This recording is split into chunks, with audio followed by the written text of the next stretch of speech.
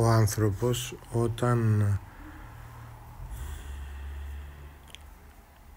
όσο ζει μαθαίνει και όσο μαθαίνει ζει.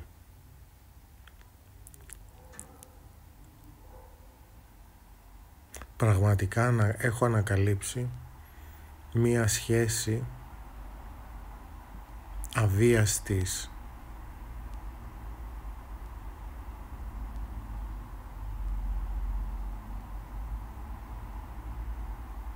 μεταμόρφωσης που ξεκινάει στην περιοχή, ας πούμε, των αισθήσεων μας, γίνεται αντιληπτό σαν κίνηση, η κίνηση του ανθρώπου. Ο άνθρωπος κινείται, μετακινείται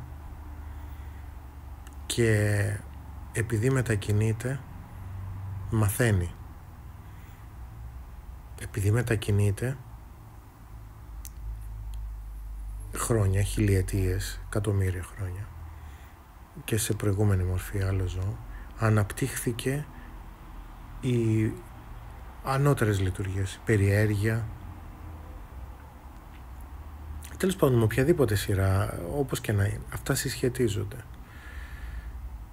Και αν τον περιορίσει στην κίνηση, θα περιοριστεί στη μάθηση. Και αν τον περιορίσει στη μάθηση, θα του περιορίσει και την κίνηση. Υπό αυτή την έννοια αυτά συσχετίζονται. Μάθηση λοιπόν, κίνηση, μετακίνηση και ο αλφαβητισμός στην κίνηση, δηλαδή το σώμα που κινείται ελεύθερο και ανακαλύπτει κινήσεις, απελευθερώνει και το μαθησιακό κομμάτι. Και το μαθησιακό κομμάτι στο επόμενο αντίστοιχο στάδιο έχει την ίδια σχέση. Γιάννη, αυτό που έλεγες κάποτε, το πάτα, το μέτα και το πάτα, έτσι με την ίδια αντιστοιχεία παταφυσική, η πατακίνηση είναι η έκφραση ή εκδήλωση. Έκφραση όμως αυτού που είναι, της αλήθειας. Δεν κρύβεται.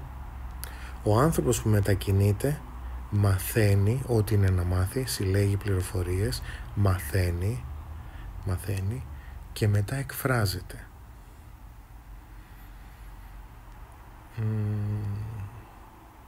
Και γι' αυτό, ναι, και στην κίνηση, μετακίνηση, κυλάει και η ενέργεια που χρειάζεται για τη μάθηση. Και μετουσιώνεται κάτι, η ενέργεια αυτή, στην ενέργεια που χρειάζεται για την έκφραση.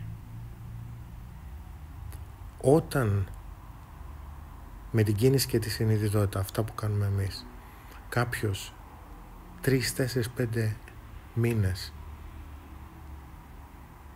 δουλεύει και δεν σταματάει σε ένα σημείο που να πεις σταμάτησε, δεν μπορεί να κρατηθεί και θα εξελιχθεί.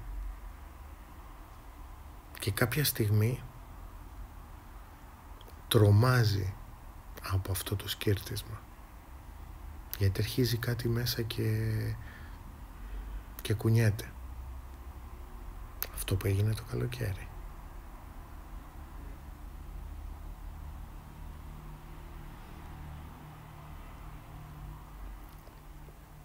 Όλα βγαίνουνε